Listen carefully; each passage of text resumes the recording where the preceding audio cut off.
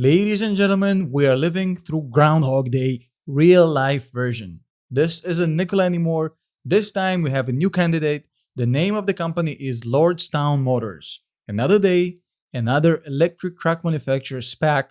This time it's going to happen on October 22nd. We have a SPAC called Diamond Peak Holdings Corp, who's going to pretty much take Lordstown Motors public before these guys even sold a single vehicle. Sounds familiar? That sounds a lot like Nikola, but hey, let's not be biased. Let me go through this video and let me give you my honest assessment what the share price should be once this thing actually hits the market. Most guys are not Elon Musk, most companies are not Tesla. But in this case, I'm going to analyze everything that's public about Lordstown Motors and I'm going to show you how I come up with my target price for this share. Now, before we continue, just a quick disclaimer. If you're a day trader or a swing trader, my advice is probably not very compatible for you. So basically, whatever I say in this analysis applies long term for the price of the share. The price may go up and down significantly during the first days or weeks after the SPAC comes through. I don't know and I don't want to time it. It's impossible to time. It's pretty much like timing and drunk men walking in the street. You never know where the next step is going to be. It's impossible to predict. Having said that, let me tell you how this video is going to work. I'm going to ask very tough questions that I'm expecting answer from a representative from Lordstown to come out and respond to these questions. At the end of my questions, I'm going to show you how I did a DCF valuation, a discounted cash flow valuation of Lordstown Motors, and I applied it to provide what I think the share price should be of this company, given what we know about this company today.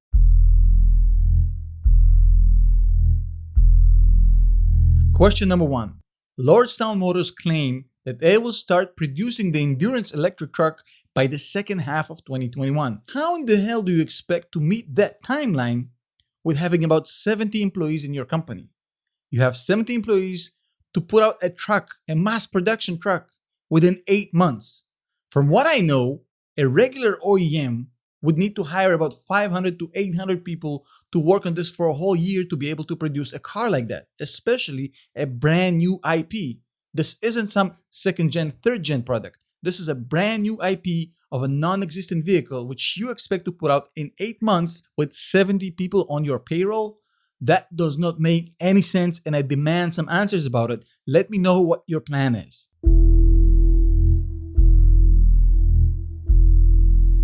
Lordstown Motors claim that they will be break-even by 2022, meaning a year after going public, and that they're going to be profitable by 2024, meaning 3 years after going public. If you take a look at Tesla, which is pretty much the gold standard in this industry, they took 8 freaking years after going public to become profitable for the first time.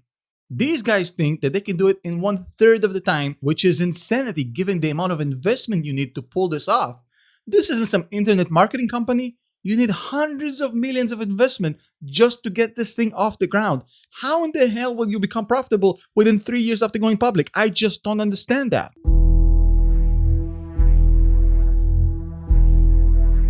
Lordstown Motors took a play from the Nikola playbook. They claim they have potential of $1.4 billion in revenue because they have 27,000 pre-orders of the endurance truck. The pre-order deposit is $100, meaning you have $2.7 million in potential revenue. Now, this part is not so much a question, but a statement.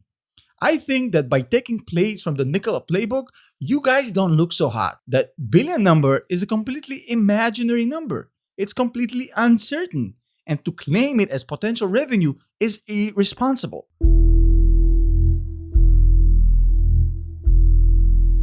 Lordstown Motors and Diamond Peak Holdings claim that their valuation is $1.6 billion. That includes $675 million in cash, which will come with the SPAC, and the rest is just straight up valuation of what Lordstown can make. And I've decided to put this number to the test because even the market doesn't really believe in that. The current valuation of Diamond Peak, with everything we know about the merger coming, is $800 million. So even the market thinks that this is about half of what they're saying. Half, Eddie. I want half. If you're old enough to remember that reference, let me know below and let's move on. Now we get to the interesting part. My discounted cash flow DCF valuation of Lordstown Motors and my target price for the share. I have to disclaim, this is strictly my own opinion and should be treated as such. This may be flawed or wrong or the ramblings of an idiot or a madman. Do your own research, find out the truth for yourselves. Now, these are my assumptions, and I should tell you that if you use different assumptions, maybe you get a completely different result. But these are my assumptions. This is what I think. So check this out. The state and the federal tax rate combined is about 25%, at least in Ohio. We have a 12% discount rate, 3% perpetual growth rate, a 7 multiplier. You can check me on that, but for the auto industry, that's pretty straightforward. We have the current share price, which is $24.45, outstanding shares, and the cash that's going to go into the company following the SPAC. Then we have the DCF for the next few years. And now let's get through the years. For now, ignore these numbers on the top. I'm going to let you know what they mean at the end of this presentation because they mean something.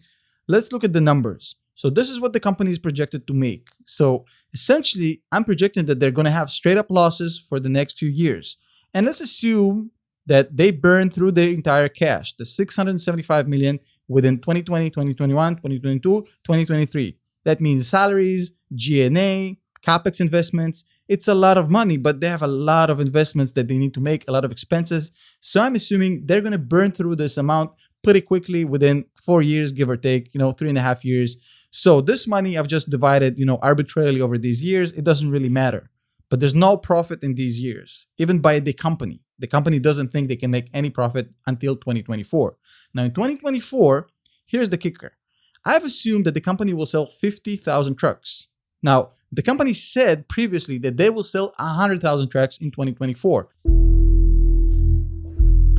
Now let me show you something really cool. On the screen right now, you see the Tesla deliveries, historical deliveries.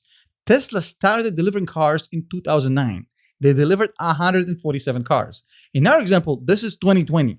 Now, by year 5, Tesla delivered 22,400 cars, meaning that if Lordstown actually doubles the progress of Tesla historically, they will put out 50,000 cars in the market by 2024, which is their year 5. And now you know that the 50,000 trucks by 2024 is very generous. Even though it's half what the company is claiming, that's literally double than Tesla at this time rate. Now, 50,000 trucks, the price per truck is going to be $52.5 thousand by the company's own admission. And we have a 5% profitability rate. That's just my assumption. That means the company would make $50 million. Minus tax, that's what we have as far as free cash flow. Now, if you discount it all the way to today, this is the equity value of the company. $427 million. Meaning the share price is 12.2. And if you take a look at Diamond Peak Holdings Corp, which is the actual SPAC, this is going to be Lordstown Motors in just 11 days. As you can see here, there's a big spike. Everybody knows about the merger, and the valuation is $812 million. As you saw in my Excel spreadsheet, this is double than what the company is worth, given very generous assumptions. So even if you go towards the company and provide them very generous assumptions, meaning double the production than Tesla at that time rate, they're worth half of this. And that means the share price is about $12 at best.